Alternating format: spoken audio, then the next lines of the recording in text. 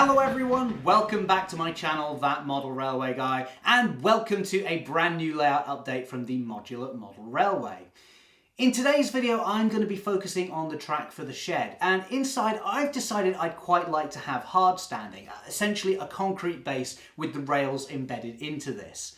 Now, I've seen a few different ways that people have done this effect in the past, and I've always been very impressed by what they've achieved, especially those who have used some sort of filler around and between the rails. I have to admit, though, that I'm a little bit nervous about just slapping down a load of filler all over the track. Since I've spent so much time getting the layout to run really well, I don't want to jeopardize that. So I figured it would be best to try out a few different techniques on some old offcuts of track first. Not only would this give me the confidence to do it on the layout for real, but it would also give me a chance to test out some ways of painting and finishing the inset track to blend it in with the rest of the scenery.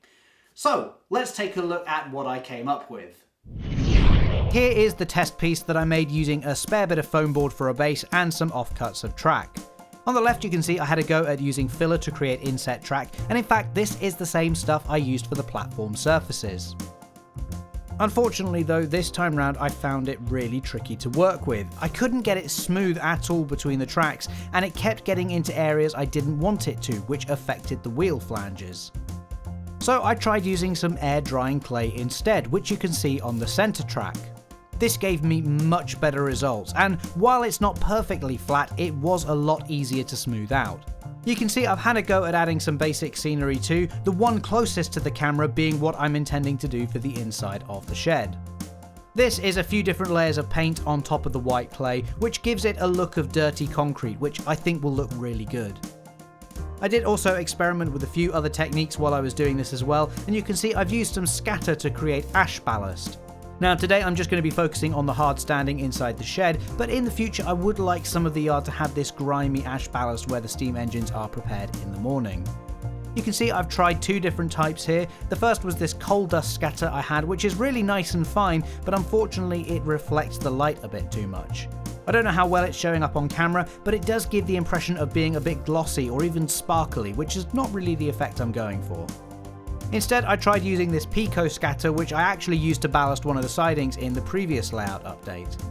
The particles are a bit larger, but they do have more of a matte finish, which I really like, along with the odd grains of ballast in there too, which gives it some nice variation. Like I said, I won't be doing this bit today, but it's good to have a plan in place. Finally, on the far right, I did have a go at bringing the clay just up to the level of the sleepers and not the top of the rails. Again, I'm not entirely sure where I'll use this right now, but it was a good experiment to try out just to cover all bases, and again this looks really good with the ash ballast on top too. So with my testing done, I was pretty pleased with how the clay looked, and most importantly I'd had some practice before trying it out on the layout itself. That gave me the confidence to press on and make a start on the shed area. So here we are on the layout, and this is the area that I'll be working on today. In the previous episode you saw me ballasting a lot of the track on this module, but I deliberately left this area clear for the work I'm going to do today. With the rest of the track being on a cork base, the same is true for the shed area, but I was able to just cut this as a square, and this will act as a rough guide for the area I want to cover. So, filled with confidence after having a go on my test piece, I started laying the clay down on the layout. As you can see, it's fairly easy stuff to work with. I was just pulling off chunks at a time and spreading it out in the general area between the tracks. However, I soon realised that this was not a smart way of going about things, as I was going to have to use a lot of clay to fill the gaps between the two different roads. In order to bring the level up to the height of the rail tops, it was going to need to be a very thick layer of clay, which would mean a lot of extra weight, which is not ideal for a portable style layout like this. Luckily, I figured this out before I got too far into it, and as the clay was still wet and malleable, I was able to pull it back up again so I could come up with a better plan. The good thing though is that this didn't affect the clay between the rails, and so I was able to carry on with that. Of course, I still had to take into account the wheel flanges on the locos and rolling stock, and for this I simply ran an old wagon through the wet clay. This cuts a nice groove right next to the side of the rail where the flanges need to go.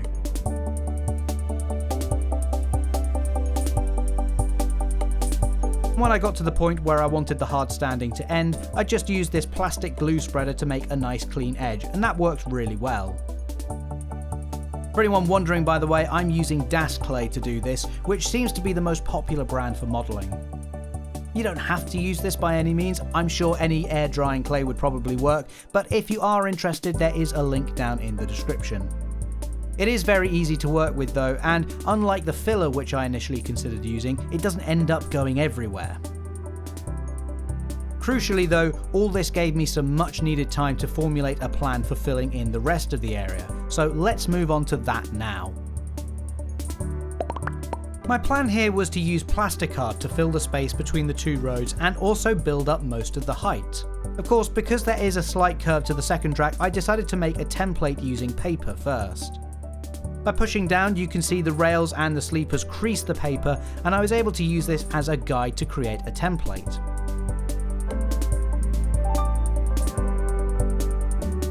With the paper template cut out, you can see it fits neatly between the two tracks, so now I just needed to transfer this to the plasticard. And after a little bit of time, here is the completed plasticard sheet all cut and ready to be installed. I've already put some glue on the bottom, so now it's just a case of pushing it into place between the tracks. And as you can see, that's a nice fit. It didn't need to be 100% accurate of course, so it doesn't matter if there are a few gaps here and there, as they'll be covered up by the clay. With the majority of the space now filled, I was then able to start adding a top layer of clay to keep the surface consistent with what I'd already done. The main thing here is filling the gaps over the outside edges of the sleepers between the rail and the plasticard. As you can see, this was a simple case of adding some clay to the gap and then smoothing it out until I got the desired effect. And then I also did the same for the two outside sections. Again, I made templates first and then cut those out in plasticard before gluing them down, as you can see here. I didn't have to use plasticard for this, but I did have these rather thick sheets lying around from a previous project, so it was a good excuse to use them up.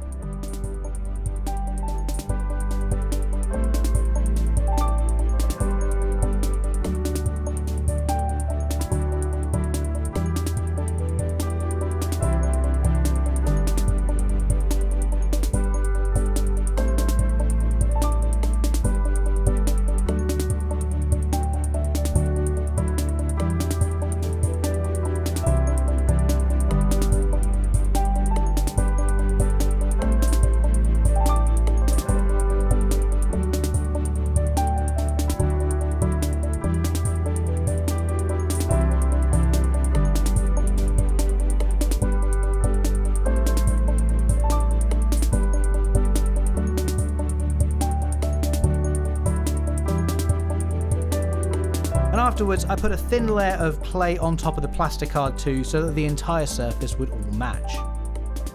As the clay was still wet at this point, it was nice and easy to blend it all together, so I think this worked really well. And you can see for the edges, I just used the same technique as before, using that glue spreader to cut off any excess. In fact, this time it was a little bit easier as well, because I had the hard edges of the plasticard to work to.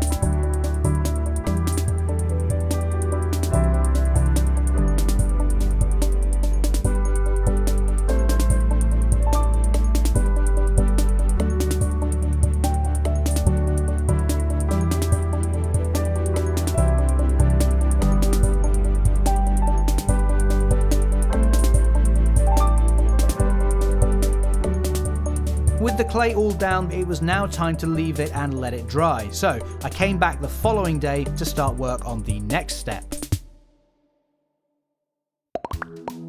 So the clay dried very well overnight, and this is what I was presented with in the morning.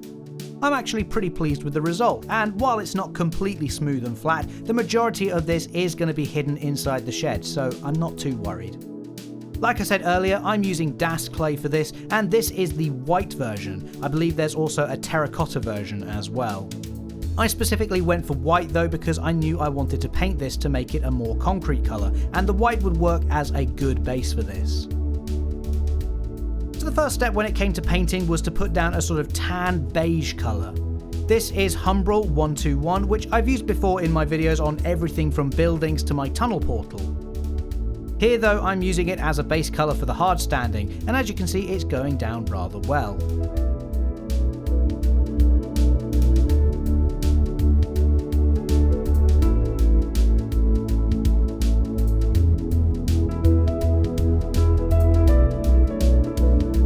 I do need to be careful around the rails though, so I'm just carefully painting along the sides of them in long big strokes. I'll be cleaning the rails after this project is done anyway, so it's not the end of the world if I do get some paint on the rails, but I'd prefer not to have to spend time removing the enamel paint if I don't have to.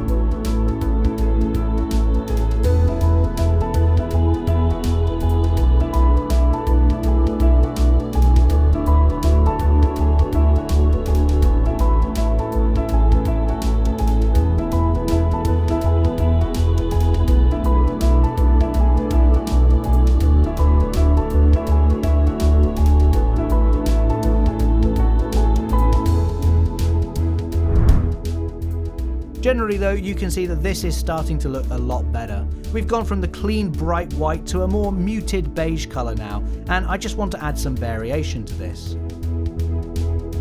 With the first layer of paint now dry, I'm going to add a darker grey colour over the top.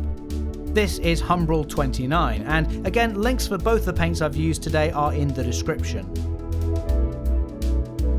I've actually thinned this down a little bit as I don't want it to be a consistent layer over the top of the tan.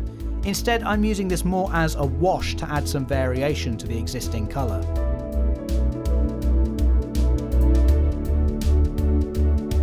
This is actually similar to what I did on the platform surfaces in a previous video. The darker wash will pull in all the dips and natural cracks that are formed in the clay to give it a much more worn effect. Remember, this is going to be inside a shed in the yard, so this area of the railway is meant to be mucky with everything caked in a layer of dirt. If it's all pristine, it looks a bit too perfect, which to my eyes isn't realistic.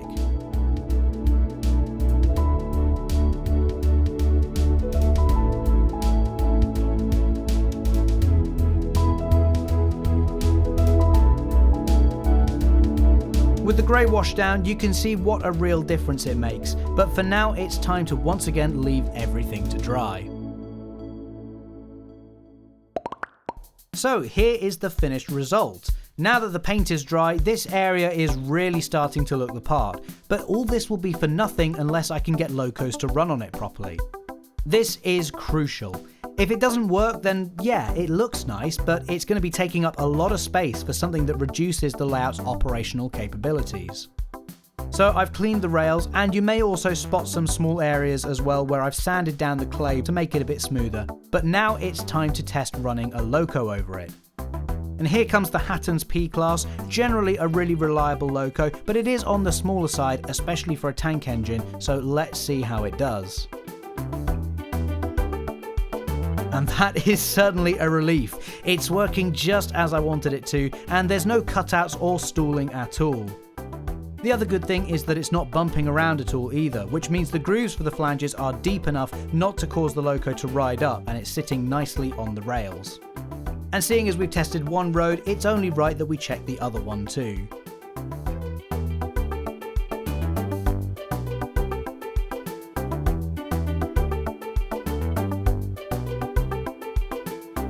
I was slightly more worried about this one because of the curve. I just felt that maybe that could cause some unforeseen problems.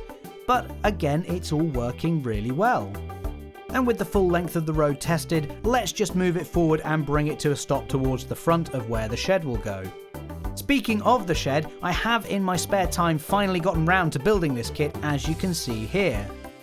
Now, it's not completely done yet, I still have a lot of work to do on this, and the main cladding definitely needs some weathering, but it's certainly better than having it held together with blue tack, like you might have seen in some previous videos.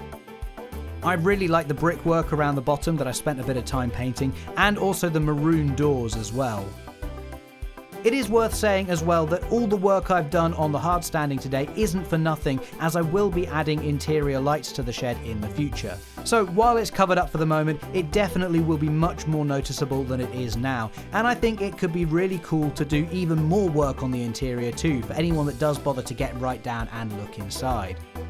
Anyway, that's going to be it for this time, so I hope you enjoyed this latest update from the Modular Model Railway, and if you haven't already, then please do subscribe and hit the bell icon to see more updates in the future. But for now, thanks so much for watching, and I'll see you in the next video. Bye!